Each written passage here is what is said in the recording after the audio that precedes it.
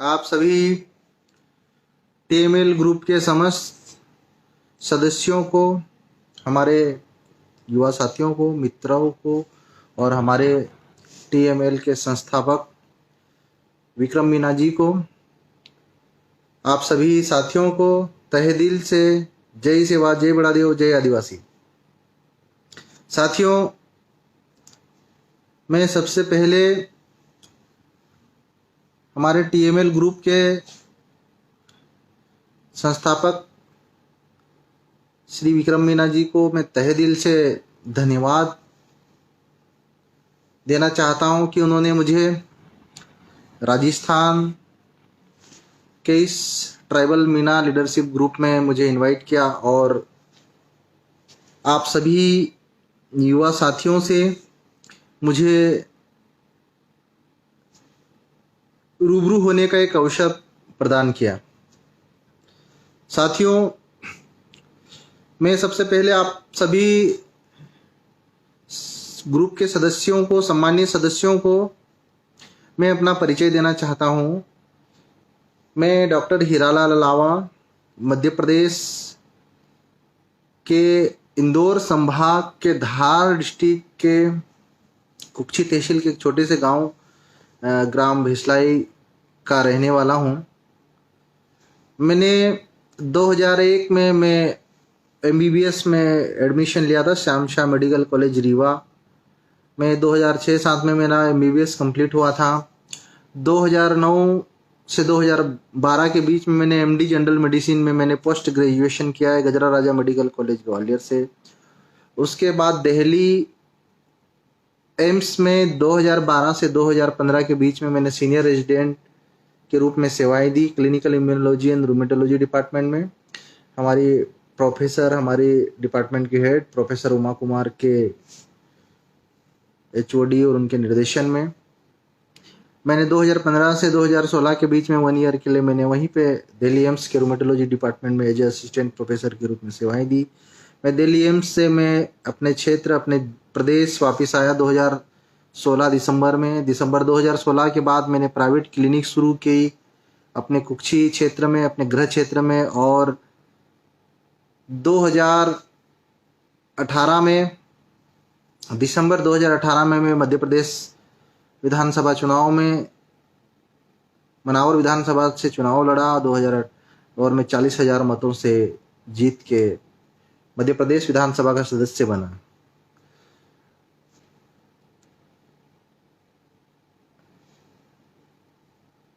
आप सभी युवाओं को, ग्रुप के समस्त सदस्यों को बताना चाहता हूं कि हमने जयस करके एक संगठन बनाया। उसका पूरा नाम जय से जय, ए से आदिवासी, वाई से युवा और एस से शक्ति। जय आदिवासी युवा शक्ति संगठन 2012 में सोशल मीडिया पर एक ग्रुप के माध्यम से हमने युवाओं को जोड़ने के लिए पूरे देश के अलग अलग समुदाय में, हमारे देश के आदिवासी समुदायों को एकजुट करने के लिए बनाया था। और जयस में हमने पिछले 7-8 सालों में देश के लगभग 20 से ज़्यादा राज्यों के युवाओं को जयस के माध्यम से एक प्लेटफॉर्म पे एकजुट करने में सफलता हासिल करी। आज पूरे देश में 20 लाख के लगभग अलग अलग राज्यों के युवा जयस संगठन में जुड़ चुके हैं। जय आदिवासी युवा शक्ति संगठन के माध्यम से हमने देश के आखिर पंक्ति में खड़े आदिवासी वर्ग के जो मूल मुद्दे हैं, ग्रामीण क्षेत्रों में रहने वाला यह समुदाय आज़ादी के 70 साल बाद भी अंतिम पंक्ति में ही खड़ा हुआ है। आज भारत में 450 के लगभग संवैधानिक रूप से आदिवासी समुदाय है और लगभग 800 कुल मिलाकर नोटिफाइड, डिनोटिफाइड मिलकर ट्राइबल कम्युनिटीज है। आज देश में आदिवासियों के नाम पर हजारों करोड़ रुपए ट्राइबल सब प्लान के तहत आता है। आर्टिकल 275 के तहत ट्राइबल सब प्लान में वो पैसा अलग अलग राज्यों को बंटवारा होता है, लेकिन वो पैसा कहाँ जाता है, टीएसपी के लिए, ट्राइबल सब प्लान के लिए उसकी क्या क्या गाइडलाइंस हैं, क्या हर राज्यों में उन गाइडलाइन के तहत ये पैसा ट्राइबल एरिया में खर्च किया जा रहा है, ये हम सब को चिंतन मंथन करना चाहिए। जय आदिवासी युवा शक्ति संगठन एक वैचारिक संगठन है जिसमें हमने कभी भी किसी भी जाति, किसी भी धर्म, किसी भी समुदाय के खिलाफ दो शब्द तक नहीं बोले। हमने हमारे संगठन के माध्यम से हमने किसी की बुराई कर कर आगे बढ़ना, किसी जाति विशेष की, किसी धर्म विशेष की, किसी समुदाय विशेष की बुराई करके आगे बढ़ाना हमारे संगठन में, और कभी भी हमने युवाओं को इस बात के लिए कभी हमने उनको मजबूर नहीं किया कि आप हमारे संगठन से आके जुड़िए। हम लोगों का हमेशा से ही पूरे देश के आदिवासी समुदाय जो आज अलग अलग ग्रुपों में बटे हुए हैं, चाहे मध्य प्रदेश के भील जनजाति हो, भिलाला जनजाति हो, गोंड जनजाति हो, झारखंड में मुंडा, संथाल, उराव हो, कोरकू, अलग अलग समुदायों में बटा हमारा समुदाय में बटा हमारा समाज, इस समाज के नए युवाओं को, नई पीढ़ी के युवाओं को कैसे एक मंच पर, एक प्लेटफॉर्म पर लाकर आदिवासियों की, पूरे देश के आदिवासियों की आवाज को राष्ट्रीय स्तर पर, जो लोकतांत्रिक संस्थाओं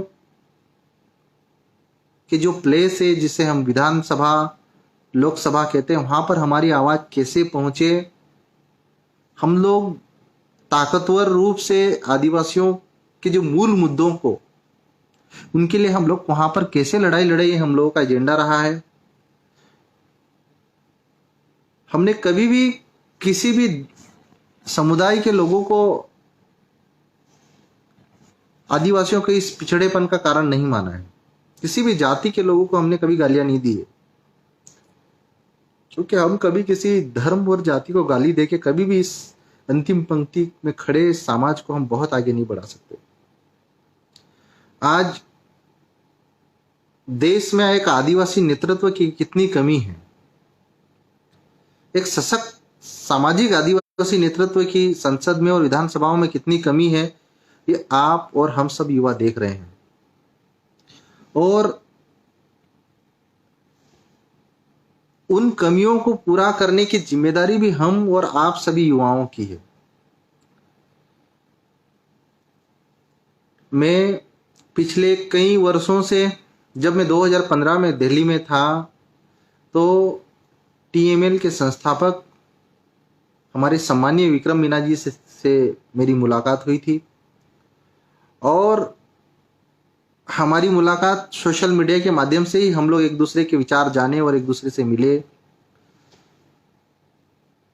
उस समय मैं दिल्ली एम्स में प्रोफेसर था, और हम लोग अक्सर पूरे देश के आदिवासियों को जोड़ने के लिए नई नई स्कीम, नई नई तरकीबें प्लान करते रहते थे। कई प्रकार से युवाओं के ऊपर, हमारे ऊपर आरोप लगाए जाते हैं कि इन्होंने संगठन को गलत दिशा दी, संगठन का दुरुपयोग किया। लेकिन आप, हम सब युवाओं को एक बात गंभीरता से हमको समझने और जानने की जरूरत है।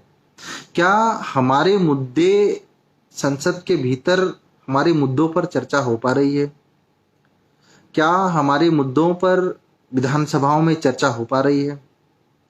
क्या पूरे देश के आदिवासियों की आवाज को मजबूत तरीके से, जो 5वीं अनुसूचित राज्य है वहां पर, उन मुद्दों पे चर्चा हो पा रही है? क्या संसद में जब हमारे देश के 47 सांसद पहुंच रहे हैं, क्या हमारे सांसद 5वीं अनुसूची के प्रति, 6वीं अनुसूची के प्रति, पेशा कानून के प्रति, फॉरेस्ट राइट एक्ट के प्रति संसद में चर्चा कर रहे हैं या करवा पा रहे हैं? ये हम सब नई पीढ़ी के युवाओं को गंभीर चिंतन मंथन करना होगा। हम जेएस के माध्यम से किसी भी पूर्ववर्ती संगठन को हम तोड़ना नहीं चाहते हैं। हम चाहते हैं कि हर राज्यों में जो अलग अलग आदिवासी समुदायों में जो अलग अलग संगठन बने हैं, कोई क्षेत्रीय संगठन बने हैं, कोई प्रदेश स्तर के बने हैं, कोई राष्ट्रीय स्तर के बने हैं, सभी के सभी उन संगठनों के प्रतिनिधियों को, उन संगठनों के नेतृत्वकर्ताओं को हमको आपस में बैठकर, आपस में मिलकर एक दूसरे के विचार जानना चाहिए। एक दूसरे से मिलकर हमको आदिवासियों के विकास के रास्ते तलाशना होंगे और एक दूसरे के साथ मिलकर पूरे देश के आदिवासी समुदायों को और हमारे 15 करोड़ आदिवासियों के इस बड़े समाज को ताकतवर बनाने की दिशा में हमको काम करना होगा। आज राजस्थान के मीना समुदाय के आदिवासी बहुत ही बुद्धिजीवी आदिवासी माने जाते हैं। एजुकेशन के मामले में आप सभी मीना समुदाय के आदिवासी भाइयों का पूरे देश में नाम है। आईएएस, आईपीएस जैसी पोस्ट में सबसे टॉप पर सबसे ज्यादा हमारे आदिवासी मीना भाई रहते हैं। और आप सभी बुद्धिजीवी वर्ग से हम सब युवाओं को सीखने की भी जरूरत है कि कैसे बेहतर एजुकेशन हासिल करके हम देश के प्रशासनिक ढांचे में रहकर इस देश की लोकतांत्रिक व्यवस्था में रहकर अपने परिवार को, अपने समाज को और अपने देश को मजबूत कर सकते हैं। मैं आप सभी मीना भाइयों को तहे दिल से मैं धन्यवाद देता हूं कि आप पूरे देश के आदिवासियों के लिए किसी प्रेरणा से आप कम नहीं हैं। आज एजुकेशन और बेहतर एजुकेशन के मामले में जो आप लोगों ने अचीवमेंट किया है हम सब के लिए किसी प्रेरणा से कम नहीं है। और मैं पूरे देश के युवाओं से कहना चाहता हूं और आप सभी जो हमारे मीना कम्युनिटी के जो क्लास 1 ऑफिसर्स हैं, आप सिलेक्ट होकर आज बड़े पदों पर पहुंचे हैं, पूरे देश के युवाओं को आप लोगों को गाइड करना चाहिए, एक रास्ता दिखाना चाहिए कैसे समाज के विकास के लिए और कैसे अच्छे एजुकेशन से हम अच्छे पदों पर पहुंचकर हमारे अंतिम पंक्ति में खड़े हमारे समाज को, उसका नाम राष्ट्रीय स्तर पर रोशन कर सकते हैं, उसका नाम नेशनल स्तर पर हम रोशन कर सकते हैं। मुझे खुशी है कि आज हमारे विक्रम मीना जी ने ट्राइबल मीना लीडरशिप ग्रुप बनाया और इसमें लाखों युवाओं को जोड़ा। साथियों, हमने भी ग्रुप बनाया, हमने भी युवाओं को जोड़ा, लेकिन एक बात ये मानना पड़ेगी कि युवाओं को, एक एक युवाओं को ग्रुप में जोड़ने में बहुत मेहनत लगती है और हमारे आदिवासी समाज की लिए ये एकता ही हमारी ताकत है। आज सोशल मीडिया की इस क्रांतिकारी युग में आज हम लोग बिना मिले एक दूसरे के विचारों को जान रहे हैं। एक दूसरे से बिना मिले हम लोग एक दूसरे का समर्थन कर उन्हें आगे बढ़ाने का, उन्हें प्रोत्साहित करने का काम कर रहे हैं। और सोशल मीडिया के बेहतरीन मंच पूरे देश के आदिवासियों के विकास, उनकी दिशा और उनको दशा बदलने में महत्वपूर्ण भूमिका निभाएंगे, ये मुझे पूरा भरोसा है। जब से हमने जय आदिवासी युवा शक्ति संगठन बनाया है, हमने इस संगठन में किसी जाति विशेष, किसी समुदाय विशेष को कोई जगह नहीं दी। इसमें पूरे देश में जितने भी आदिवासी समुदाय है ट्राइबल कम्युनिटीज़ है, चाहे मध्य प्रदेश के ट्राइबल्स हो, उड़ीसा के ट्राइबल हो, झारखंड के ट्राइबल हो, छत्तीसगढ़ के ट्राइबल हो, महाराष्ट्र के ट्राइबल हो, गुजरात के हो, राजस्थान के हो, हर राज्य के युवाओं को जोड़ा है, एक दूसरे के क्रांतिकारी विचारों को एक साथ मिलकर काम करने के लिए प्रेरित किया है। और हमारे देश के आदिवासी भाइयों को एक बात समझनी होगी कि आज हम लोगों को एक दूसरे से लड़वा कर, आज जैसे राजस्थान में भील और मीणाओं को लड़ाया जा रहा है, मध्य प्रदेश में भील और भिलालाओं को लड़ाया जा रहा है, गोंडवाना में गोंड को भी कई भागों में बांट कर उनको आपस में लड़ाई, राज गोंड, प्रधान गोंड लड़ाया जा रहा है, झारखंड में संथाल, मुंडा, उरांव को आपस में लड़वाया जा रहा है। ये सब एक पॉलिटिकल साजिश है और ये राजनीतिक पार्टियां आदिवासी समुदायों को अलग अलग तोड़कर, अलग अलग विभाजित कर देश के आदिवासियों को कभी एकजुट नहीं होने देना चाहती। लेकिन हम, आप और हमारे जैसे सभी बुद्धिजीवी युवा, अगर हम लोग छोटे छोटे उपजातियों में, छोटे छोटे समुदायों में बटे रहने के बजाय अगर हम इस बात के लिए एकजुट होने की कोशिश करें कि संविधान में पूरे देश के 15 करोड़ आदिवासियों को शेड्यूल्ड ट्राइब कहा गया है। ये बात अलग है कि शेड्यूल्ड ट्राइब शब्द जो है हमारे लिए उचित, कितना उचित है ये एक बहस का विषय है। लेकिन जयपाल सिंह मुंडा जैसे जो हमारे ट्राइबल लीडर थे, जो महान लीडर, मैं हमेशा बोलता हूं कि जयपाल सिंह मुंडा ने जो संविधान सभा में आदिवासियों के लिए जो आवाज उठाई थी कि नहीं, हमें तो आदिवासी ही संविधान में कहा जाए, और अगर आज संविधान में आदिवासी शब्द होता तो निश्चित ही ये आदिवासी शेड्यूल ट्राइब को ट्राइबल लोगुर कमेटी के तहत, जैसे किसी भी ट्राइबल कम्युनिटी को या तो अंदर कर दिया जाता है, नॉन ट्राइबल कम्युनिटी को ट्राइबल में शामिल कर लिया जाता है और ट्राइबल कम्युनिटी को बाहर कर दिया जाता है। उनमें जो मापदंड तय किए थे लोकुर कमेटी ने, और उस कमेटी के आधार पर ट्राइबल शेड्यूल ट्राइब को एक अस्थायी परिभाषा, अस्थायी पहचान दी गई है। अगर जयपाल सिंह मुंडा संविधान सभा में इस बात के लिए, संविधान सभा को बात मनवाने में अगर कामयाब हो जाते हैं, तो आज ये आदिवासी को संविधान में अगर आदिवासी कहा जाता तो ये अंदर और बाहर का खेल हमेशा के लिए खत्म हो जाता। और हमारे देश में आज भी नेतृत्व की कितनी कमी है, अच्छे नेतृत्व की कितनी कमी है, ये आप सभी देख रहे होंगे कि राजस्थान में आदिवासी विधायक बने तो क्या राजस्थान में आदिवासियों का पलायन आदिवासी क्षेत्रों से रुक गया? क्या मध्य प्रदेश में आदिवासी विधायक बने, क्या मध्य प्रदेश में आदिवासियों का पलायन अन्य राज्यों में जाने से रुक गया? क्या झारखंड में आदिवासी सरकार बन गई, आदिवासी मुख्यमंत्री बन गया, आदिवासी राज्यपाल भी बन गया, तो क्या झारखंड में आदिवासियों का पलायन रुक गया? क्या झारखंड में 5वीं अनुसूची का पूर्णतः अनुपालन ग्राउंड लेवल पे हो रहा है?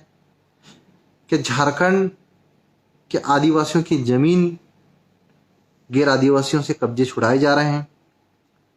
क्या छत्तीसगढ़ में आदिवासी राज्यपाल बन गई तो छत्तीसगढ़ के आदिवासियों की संरक्षिका होने के नाते आदिवासियों को नक्सलाइट के नाम पर मारना बंद करा दिया? आदिवासियों की समस्याओं का समाधान मुख्यमंत्री बनने, राज्यपाल बनने या विधायक बनने या सांसद बनने से नहीं हो रहा है। हम सब युवाओं को मिलकर इस बात पे मंथन करना चाहिए, इस बात पे गंभीर चर्चा करनी चाहिए कि आदिवासियों की समस्याओं का समाधान कैसे होगा। अभी हमारे भाइयों को एक दूसरे से लड़ाने से ही फुर्सत नहीं है। हम एक दूसरे कम्युनिटी को ऊंचा नीचा दिखाकर एक दूसरे की टांग खींच रहे हैं, एक दूसरे से लड़ मरने के लिए तैयार हैं। लेकिन जो हमारे मूल मुद्दे हैं, आज उस पर चर्चा करने के लिए हम लोग, कितने लोग तैयार बैठे हैं, कितने लोग राष्ट्रीय स्तर पर एकजुट होकर इन मुद्दों पे चर्चा कर रहे हैं। आज ट्राइबल सब प्लान आदिवासी युग योजना के पैसों का बंदरबाट हो रहा है, उस पर मंथन करने के लिए पूरे देश के आदिवासी कम्युनिटी के लीडर कहाँ बैठे हैं, कभी आज तक आजादी के 70 सालों में एक बार भी आदिवासी पैसों का दुरुपयोग हो रहा है उस पर अगर हमने मंथन की हो, चर्चा करी हो, तो आप बताइए। आज आजादी के 7 दशक बीतने के बाद भी 5वीं अनुसूची के इम्प्लीमेंटेशन के लिए किन राज्यों में काम हुआ, आप इस पे राष्ट्रीय स्तर पे कभी चर्चा मंथन हुआ तो आप बताइए मुझे। 6वीं अनुसूची में जरूर पूर्वोत्तर के हमारे आदिवासी भाइयों ने लड़ झगड़ कर वहां पर स्वायत्त शासन स्थापित किया, वहां पर स्वशासी जिले और स्वशासी परिषद के माध्यम से स्वशासी तहसील बनाकर स्वशासी राज्य का दर्जा लेने में कामयाब हुए। और आज 6वीं अनुसूची के जो पूर्वोत्तर के राज्य हैं 5वीं अनुसूचित राज्यों की तुलना में काफी सक्षम और काफी ताकतवर नजर आते हैं। हमें उन 6वीं अनुसूची राज्यों में रहने वाले हमारे पूर्वोत्तर के आदिवासी भाइयों से भी हमको सीखने की जरूरत है। हम लोग आरक्षण के पीछे जरूर भागते रह गए, लेकिन जो 5वीं अनुसूची के अंदर जो आदिवासियों को स्वशासन देने की परिकल्पना की गई है, 5वीं अनुसूची को ही उठाकर पेशा कानून के रूप में ग्राम सभा को जो ताकत दी गई है, क्या आज पंचायत स्तर पर ग्राम सभाएं उन ताकतों का पेशा कानून में जो हमें दी गई है उसका इस्तेमाल कर पा रहे हैं? नहीं कर पा रहे। कहीं ना कहीं ग्राम पंचायत स्तर पर हम लोग अपने मूल अधिकारों को, अपने जो संविधान में जो ताकत मिली उन अधिकारों का इस्तेमाल करने में हम लोग आज भी आजादी के 7 दशक बाद भी कामयाब नहीं हो पाए। आज पंचायतों को गांव में हर प्रकार का मैनेजमेंट करने का अधिकार दिया है, जबकि शेड्यूल्ड एरिया में, अनुसूचित एरियो में पंचायत ज्यादातर सरपंच हमारे आदिवासी होते हैं, जनपद में आदिवासी होता है, जिला पंचायत में आदिवासी होते हैं और विधानसभा और लोकसभा में भी आदिवासी होते हैं। लेकिन जो जब भी तब भी हमारी समस्या जो कि त्यों क्यों बनी हुई है, ये हमारे लिए गंभीर चिंतन और मंथन का विषय है। कहीं ना कहीं हम या तो हमारा नेतृत्व कमजोर है, या हमारे लीडर, जो हमारा नेतृत्व करने वाले जो लीडर लोग हैं, कहीं ना कहीं वो खरे नहीं उतर पा रहे हैं। उनकी ट्रेनिंग जो होनी चाहिए, प्रॉपर ट्रेनिंग होनी चाहिए। विधानसभा में जाकर किन मुद्दों पे आप लड़ाई लड़ेंगे, लोकसभा में जाकर किन आदिवासी मुद्दों पे लड़ाई लड़ेंगे, या तो उनकी ट्रेनिंग की उनको बहुत कमी है और उस कमी को ये समाज को ही तय करना पड़ेगा। आज 47 सांसदों को हम संसद में भेज रहे हैं, क्या संसद में वो अपनी जवाबदेही पे खरा उतर पा रहे हैं? क्या आज छत्तीसगढ़ में आदिवासियों को नक्सलवाद के नाम पर गोली से भून दिया जा रहा है, तो क्या छत्तीसगढ़ का एक भी सांसद संसद में आवाज उठा पा रहा है? क्या वहां के विधायक अपनी पार्टी के खिलाफ होकर इस बात के लिए आवाज उठा पा रहे हैं कि हमारे आदिवासी भाइयों को क्यों मारा जा रहा है, हमारे लोगों के ऊपर क्यों गोली मारी जा रही है? नहीं, इसलिए क्योंकि हमारा लीडरशिप कमजोर है, हमारे लीडर कमजोर है। और मुझे पूरा भरोसा है हमारे मीना भाइयों के ऊपर। आप जब बेहतर प्रशासक बन सकते हो तो आप एक अच्छे लीडर भी बन सकते हो, और आपको नेतृत्व करने के लिए आगे आना चाहिए। पूरे देश के युवाओं के लिए एक प्रेरणा भी बनना चाहिए, और हम सबको मिलकर एक पूरे देश के आदिवासी समाज को हम कैसा नेतृत्व दे सकते हैं उस पर भी हमको काम करने की, हमको मिलकर काम करने की जरूरत। ये तेरा संगठन, ये मेरा संगठन, ये तेरी जाति, ये तेरा राज्य, ये तेरा समुदाय, उस पे मिलकर हम सबको मिलकर हम सब के होने की बात को, एक भावनाओं को, उस भावना को पैदा करना पड़ेगा। एक दूसरे के प्रति हमको सम्मान और अपनत्व और एकता जगानी पड़ेगी, तभी हमारे समाज कुछ भला हो सकता है, तभी देश के 15 करोड़ आदिवासियों को हम कुछ दे सकते हैं।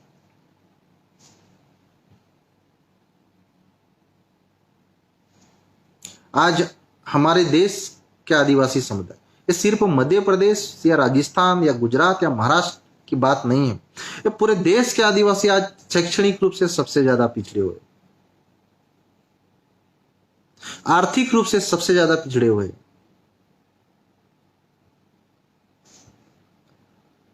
क्यों? वो इसीलिए क्योंकि हम लोग एकजुट होने की बजाय एक दूसरे का विरोध करने में हमारी पूरी ताकत को खत्म कर दे रहे। आज अगर बस्तर के आदिवासियों को नक्सलवाद के नाम पर मारा जा रहा है तो राजस्थान के कितने आदिवासी खड़े हो रहे हैं उनके साथ में? मध्य प्रदेश के कितने आदिवासी विधायक उनके लिए खड़े हो रहे हैं? गुजरात, महाराष्ट्र, झारखंड के कितने आदिवासी उनके साथ खड़े हो रहे हैं? कोई भी नहीं। तमाशा देख रहे हैं हम लोग सिर्फ। और सिर्फ वहां का आदिवासी सिर्फ इस बात की मांग कर रहा है कि जंगलों पे हमको उनका हक दो, ग्राम सभाओं का अनुपालन हो, 5वीं अनुसूची जो संविधान में दिया गया है उनको प्रावधानों को इंप्लीमेंट किया जाए। कोई भी सुनने को तैयार नहीं, कोई उनका समर्थन करने के तैयार नहीं। लोगों को लगता है कि हमको नक्सलवादी घोषित कर दिया जाएगा। कब तक डरोगे? गैर आदिवासी कब तक आपका नेतृत्व करेगा? कब तक आपके लिए दूसरे लोग इतिहास लिखेंगे? कब तक आपकी कहानी कोई दूसरा लिखेगा?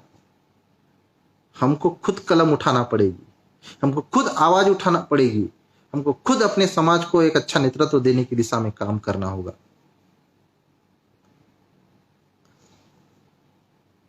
आज जिस प्रकार मीना कम्युनिटी एजुकेशन के मामले में पूरे देश में आपने नाम रोशन किया, आप देश के आदिवासी युवाओं के लिए किसी प्रेरणा से कम नहीं है। और आपको फ्रंट लाइन पे आकर पूरे देश के आदिवासियों को एकजुट कर उनको एजुकेशन के क्षेत्र में कैसे आगे बढ़कर कैसे हम अच्छे पदों पर पहुंच सकते हैं, आप कोशिश करना चाहिए।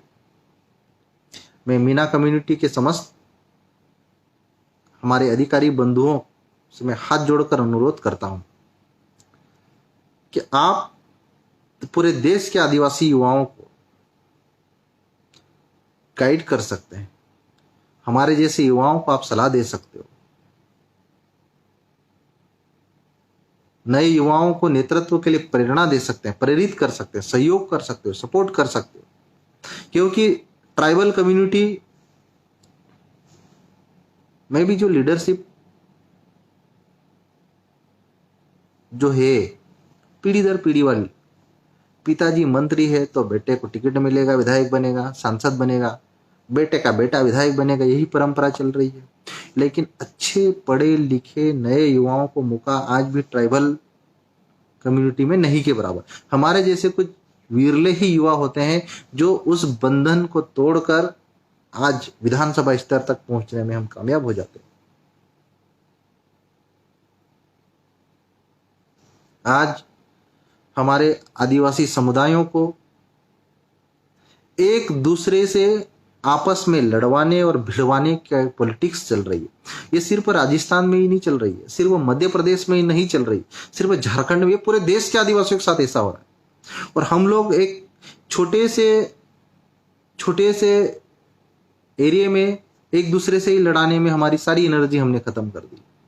लेकिन ये वक्त है पूरे देश के आदिवासी समुदाय के बुद्धिजीवियों को एक मंच पर आकर एकजुट होकर समाज को एक अच्छा नेतृत्व देने के साथ साथ हमारे constitutional rights 5th schedule 6th schedule पैसा एक्ट के लिए इम्प्लीमेंटेशन के लिए हम सबको मिलकर प्रयास करना होंगे। हमने जय आदिवासी युवा शक्ति जयस के माध्यम से राजस्थान के भी कई युवाओं को जोड़ा है और पूर्वी और दक्षिणी राजस्थान में जयस के प्रति जबरदस्त जुनून है। और जुनून इसीलिए नहीं है कि हम लोग उनको तनख्वाह दे रहे हैं, हम लोग उनको कोई लालच दे रहे हैं। साथियों, हमारा एजेंडा पूरे देश के ट्राइबल कम्युनिटी को एकजुट कर उनके अधिकार, उनके संवैधानिक अधिकार हम कैसे हासिल करें, क्योंकि इस पे हमने कभी सार्वजनिक रूप से, सामूहिक रूप से इस पे हमने आजादी के 7 दशक बीतने के बाद भी काम नहीं किया। राजस्थान का आदिवासी राजस्थान के मुद्दों को लेकर लीडर बनने के लिए तैयार है। मध्य प्रदेश का आदिवासी मध्य प्रदेश के मुद्दों को लेकर लड़ने के लिए तैयार है। बस्तर का आदिवासी, झारखंड का आदिवासी अपने राज्यों के मुद्दों को लेकर लड़ने के लिए तैयार है। ये भी कुछ बड़ी मेजोरिटी में हमने देखा कि बड़ी मेजोरिटी में तो संसद में पहुंचने वाला हमारा आदिवासी नेता सांसद या विधानसभा में पहुंचने वाला हमारा आदिवासी विधायक कभी आदिवासियों के लिए गंभीर नजर नहीं आया जब से मैं समझदार हूं। हाँ, पहले जयपाल सिंह मुंडा का जरूर नाम सुना, हमने जमुना देवी जैसे लीडर को जरूर नाम सुना, भंवर सिंह पोर्ते का जरूर नाम सुना, लेकिन बड़े स्तर पे पूरे देश के आदिवासियों की आवाज संसद में गरजी हो, संसद में कोई बरसा हो, ऐसे लीडर हमने बहुत कम देखे। लेकिन वो लीडर हम और आपको तैयार करने होंगे, हम सबको मिलकर बनाना होगा। और ये जय आदिवासी युवा शक्ति के माध्यम से हमें समाज को एक सशक्त नेतृत्व देने के साथ साथ समाज को एक सशक्त सामाजिक नेतृत्व देने के साथ साथ समाज को एक सशक्त राजनीतिक नेतृत्व भी देना पड़ेगा। भले ही हम सभी युवाओं में वैचारिक मतभेद हो, लेकिन मनभेद नहीं होना चाहिए। हमको आपस में, हम कितने भी आपस में लड़ें, एक दूसरे से वैचारिक रूप से हमारी कितनी भी लड़ाइयां हो, लेकिन फिर भी हमारे सामने, हमारे पास एक विकल्प होना चाहिए कि हम मिल के बात करेंगे, हम बैठ के बात करेंगे, हम एक मंच पर आएंगे और हम समस्याओं का समाधान करने की कोशिश करेंगे। ये जज्बा और जुनून जिस दिन हमारे आदिवासी भाइयों के अंदर, हमारे आदिवासी समुदायों के अंदर आ गया, तो इस आखिर पंक्ति में खड़े वर्ग को आगे बढ़ने से कोई दुनिया की ताकत नहीं रोक सकती। आज आदिवासियों को आदिवासियों से आपस में लड़वाया क्यों जा रहा है, इस पे गंभीर चिंता मंथन करना होगा, ताकि हम एक दूसरे से लड़ते रहे और हमारे जो मूल मुद्दे हैं,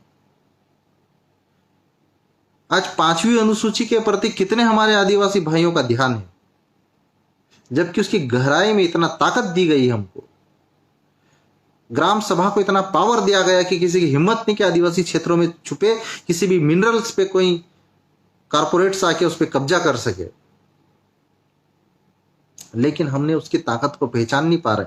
और पहचान इसलिए नहीं पा रहे कि कभी हम एक साथ बैठ नहीं पा रहे। हम उस मैसेज को जहां कन्वे करना चाहिए ग्राम स्तर पे, हमको इस बात को स्वीकार करना चाहिए कि आज भी ग्रामीण क्षेत्रों में 80% एजुकेशन अनएजुकेटेड जनता निवास करती है। और उस 80% अनएजुकेटेड जनता हमारे भाइयों को कैसे ग्राम सभा के पावर को समझाया जाए, 5वीं अनुसूची के पावर को समझाया जाए, 6वीं अनुसूची के प्रावधानों के अंदर जो पावर दिया गया उसको समझाया जाए, लेकिन हम लोग नहीं कर पा रहे।